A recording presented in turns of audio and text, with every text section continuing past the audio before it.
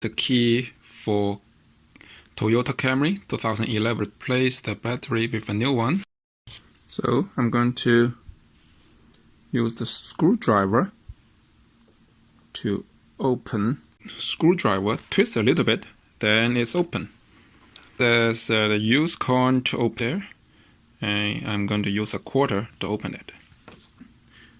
Yeah, I confirm that it's using a CR 2016 battery. Okay, I got a new battery. Okay, press.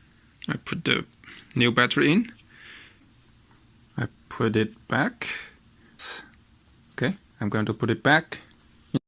This one is put it back. Some signals. So yes, power.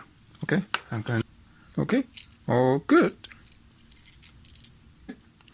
Hope you enjoyed the video. Thank you.